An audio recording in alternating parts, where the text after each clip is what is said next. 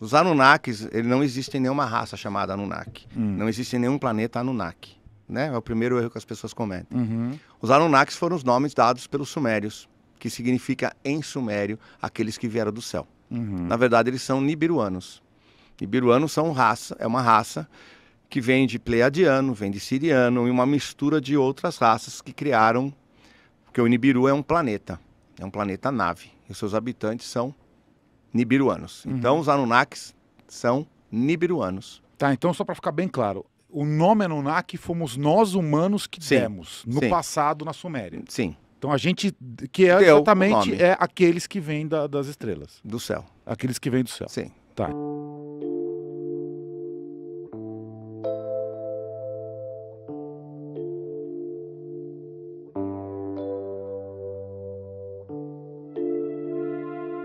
Os Anunnakis, eles são construtores de civilizações. Vamos partir por aí, porque foi o que eles fizeram aqui. Seria tipo aquele filme Os Engenheiros, do filme Prometheus? Mais ou menos aquilo? Não tão estereotipado, aquele negócio todo. Então, Nibiru passou por uma guerra galáctica, né? Ela que defendia o nosso sistema solar. Aí, no curso eu explico tudo, agora não dá pra gente explicar, né? Porque tem uma sequência. Por que vieram aqui, por que ela foi criada, o que ela estava fazendo aqui. E nessa guerra galáctica, entre humanos e répteis e reptilianos, ela foi severamente atingida. Né? Tudo que eu falo, então assim, tudo que eu falar aqui agora está documentado. Nas tábuas dos sumérios, em documentos oficiais que foram ao longo do tempo. Nós temos centenas de milhares de documentos das civilizações antigas que nos últimos 100 a 120 anos vêm sendo traduzidos. As tábuas, né? Não, as tábuas é uns. Então nós temos, então tudo que eu falar aqui está escrito, já traduzido, que são tábuas dos sumérios, a lista dos reis sumérios, Enema Elish, o Épico de Gilgamesh, as tábuas de Astrahasis. Nós temos The Legend of Etana, que é a lenda de Etana. Nós temos as tábuas de Esmeraldas. Nós temos os pergaminhos do Mar Morto. Nós temos o livro de Enoque. Nós temos hoje... Tudo isso você encontra em museu. Está ali à disposição para todo mundo ver. Mas as pessoas preferem ir lá, tirar uma foto e não estudar o que aquilo está dizendo. Eles deixaram tudo escrito para nós. Então o que eu vou falar aqui é fruto do que foi nos deixado pelos nossos antepassados. E você pode pesquisar que você vai encontrar, né, o Código de Hammurabi, por exemplo. Tudo fala, eles contam tudo, deixaram tudo para nós. Então o que eu vou falar é isso, não vem nada de canalização, de achismo, é baseado em história, que eles nos deixaram, que já foi traduzido. Em várias civilizações diferentes, né? Várias civilizações que... Espalhadas que no fundo lá atrás era uma só. Tá? Então houve essa guerra galáctica, Nibiru foi atingido, ela teve sérios problemas porque o planeta Nibiru, muitos planetas não são habitados externamente como nós. Nós habitamos na superfície. Muitos planetas, o habitat é interno, até porque é muito mais seguro você morar. Nós corremos o risco de cair um asteroide aqui do tamanho de um caminhão nós sermos dizimados 100%. Não precisa ser muito grande, é o tamanho de um caminhão. Quando você está internamente, você tem muito mais proteção. Nibiru, como foi construído, é um planeta-nave, ele é interno. Então ele teve um problema na sua superfície, precisava de ouro, porque eles viram que o pó de ouro junto com as tecnologias poderia auxiliar esse reparo. E procurando ouro, encontraram o ouro na Terra. Então os Anunnakis, os nibiruanos, vieram para cá em busca de ouro. Há 480 mil anos atrás. É o que está escrito nas tábuas, é o que está escrito nos documentos. Chegaram na Mesopotâmia, onde era a Mesopotâmia, né? Chegaram ali e começaram a minerar. Então vieram.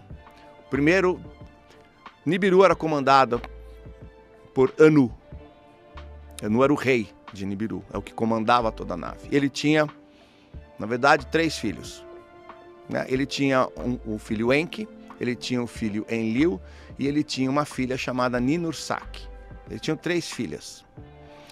Quem veio primeiro na Terra foi Enki.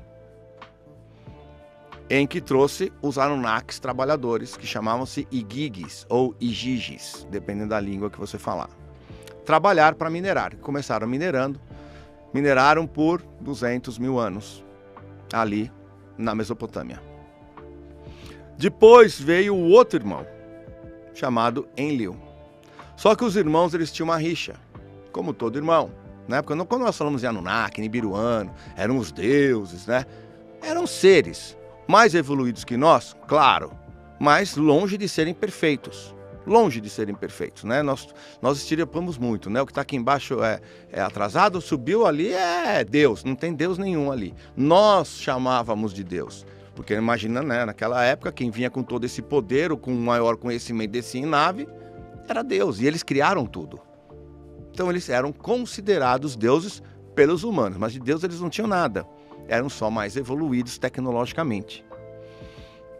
Existia essa rivalidade entre os irmãos. Enki, por chegar na Terra primeiro e ter feito todo o trabalho, se considerava como o dono da Terra, né? Porque o pai foi o que descobriu, o Anu. Então ele, como um príncipe, ele era o dono da Terra. Enlil também se achava dono. Por quê? Porque Anu casou 3 vezes, ele teve 3 casamentos, isso está escrito nas tábuas.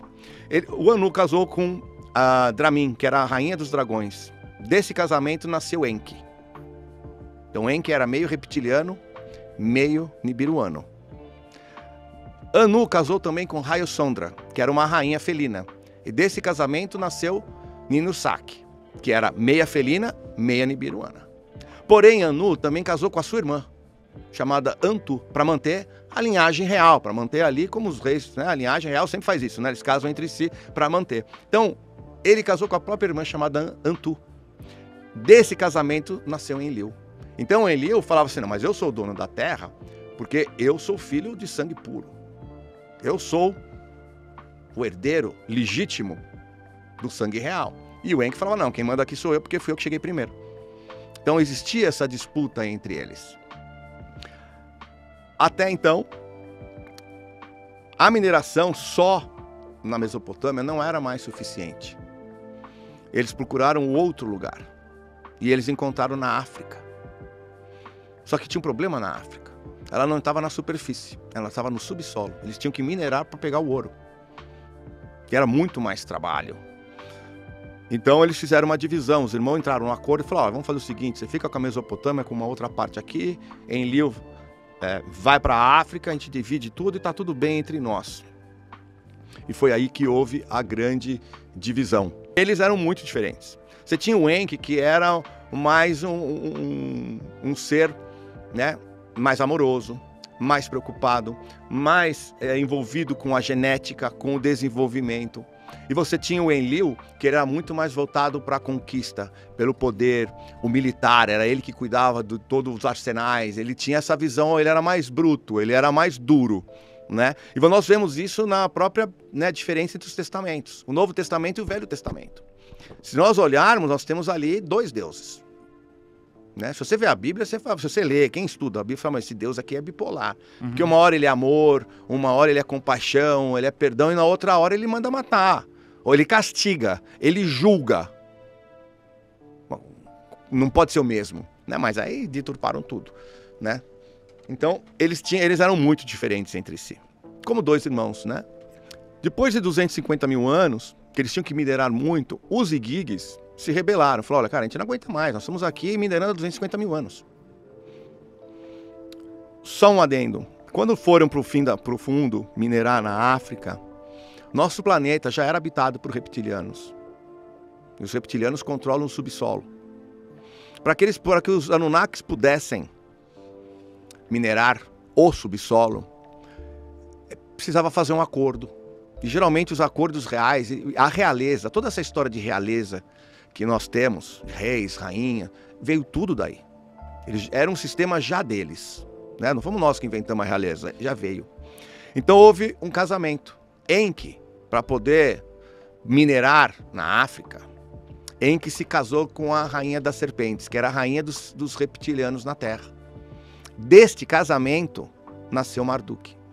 Marduk é filho de Enki com a rainha serpente, que era a rainha dos reptilianos, para poder, com esse casamento, agora que nós estamos casados, nós podemos minerar e os reptilianos não atacarem ou não arrumarem confusão, tá? Só para saber de onde vem Marduk.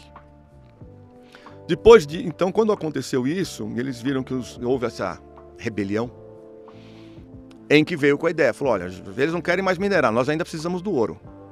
Vamos criar um ser para trabalhar. Aí começa toda a deturpação.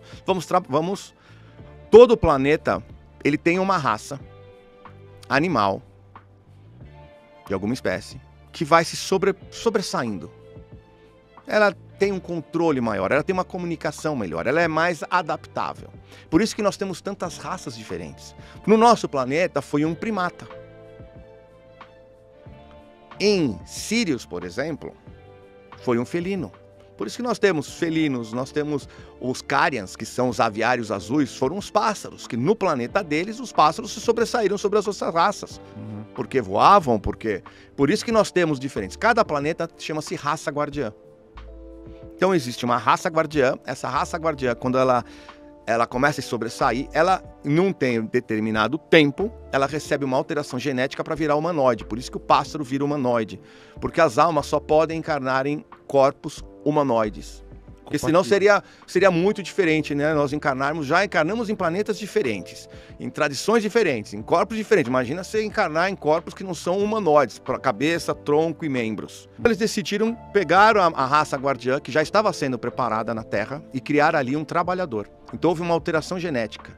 Depois de várias tentativas, houve uma alteração genética em um primata chamado Homo erectus. Então pegaram um óvulo de uma Homo erectus, misturaram com o DNA Anunnaki. E depois das tentativas, eles viram que a única solução era que esse embrião teria que ser gestacionado por uma Anunnaki. Então nós temos pinturas, nós temos esculturas mostrando os Anunnaki, seres muito grandes, com os humanos pequenininhos. Elas gestacionavam. E aí nasceram os primeiros trabalhadores para minerar no lugar dos Anunnaki, dos Igigis que não queriam mais. Só que dependia das Anunnakis gestacionarem. E como eles eram híbridos, eles não reproduziam entre si. Então, muita gente fala, porque os Anunnakis nos criaram para sermos escravos. Não é verdade. Eles criaram trabalhadores. Não é porque você está minerando que você é um escravo. Eles não tratavam eles como escravos. Eles não era com chicote. Quando você fala escravo é chicote, trabalho forçado. Quem trabalha numa mina, trabalha numa mina, ele não é um escravo, é uma profissão. Então eles foram criados para isso, não eram escravos. Então vamos desmistificar isso. Eles eram trabalhadores. Com o tempo, eles viram que as Anunnaki falaram, não aguentamos mais gestacionar. Eles falaram, vamos ter a segunda alteração genética. Nessa segunda alteração genética, nós vamos produzir a fêmea. Para que seja mais avançado e eles possam reproduzir entre si. Então nasceu uma raça que eles chamavam de Lulus, que eram os trabalhadores. Então esses Lulus começaram a, eles mesmos, se desenvolverem, procriarem e terem os seus filhos e serem os mineradores. Mas a quantidade começou a aumentar. Então começou-se a construir civilizações. Por isso que eles construíram. Se fosse uma raça somente para ser escrava, eles não teriam construído civilizações. Não iriam prosperar. Não construiriam civilizações, não ensinariam a língua, não ensinariam matemática, não ensinariam sistema de irrigação, mapeamento, não ensinariam nada disso. E existiam os Lulus que alguns começaram a desenvolver mais a Terra. Principalmente as Lulus. E houve então uma decisão. Todo o universo, nosso universo gira em torno da integração das polaridades. As raças tentando interagir. Nós temos a luz, que é uma energia totalmente feminina, com todas as características femininas. Né? Nós temos ali o carinho, o emocional, a passividade, a criatividade, a visão micro, a maternidade. E o oposto dela, qual é a outra polaridade? O masculino. A visão macro, é o poder, é a força, é o pensamento lógico, é a proatividade, é a estratégia. São duas polaridades, não é uma melhor que a outra, são duas, uma ao extremo da outra. O objetivo do nosso universo aqui, as almas, é encarnarem em ambas para poder haver a integração das polaridades e isso ser um universo passar para um outro patamar. É integrar. Então, sempre houve briga, porque os humanos e os reptilianos sempre querendo tomar o poder, porque eles são extremamente masculinos.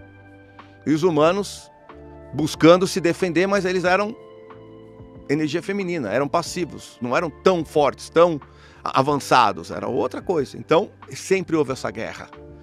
E os reptilianos, como eles foram primeiros a serem gerados no nosso universo, até por causa das condições que eram muito mais radicais, e os reptilianos, os répteis são muito mais adaptáveis, quando foram criados os humanos, os reptilianos eram muito avançados.